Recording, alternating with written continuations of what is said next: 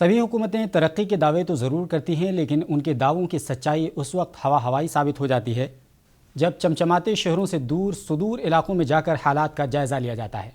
कुछ ऐसा ही नज़ारा उत्तर प्रदेश के ज़िला गाज़ीपुर के ग्राम सभा बख्शुपुर आलमपट्टी का है, जहां आम लोग शिकायत करते नज़र आते हैं कि उन्हें इस 21वीं सदी में भी बुनियादी सहूलियात से महरूम रखा गया है।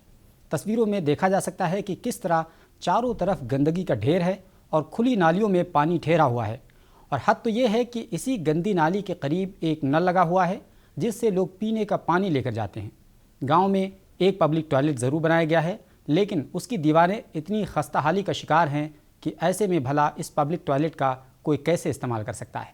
मज़ीद ये कि स्वच्छ भारत मिशन के तहत दिए गए टॉयलेट की हालत और भी नागुफ्ताबे है।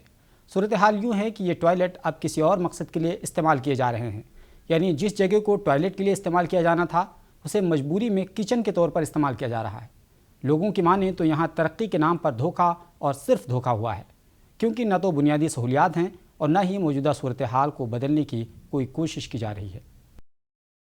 अब जो देखिए सरकारी लाइटिंग है वो भी नहीं बन रहा है, हम लोगों को बहुत दिक्कत हो रहा है कि मतलब नाली नहीं बनवा रहे हैं प्रधान।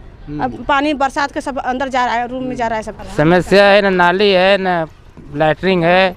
देखिए शौचालय वो एकदम टूटा फूटा पड़ा है, महिलाएं इसी तरह बड़ी गंदगी हो जाता है और कोई काम नहीं है यहाँ पे गाँव में। जी क्या है? ग्राम प्रधान प्रतिनिधि आलमपट्टी बख्शुपुर।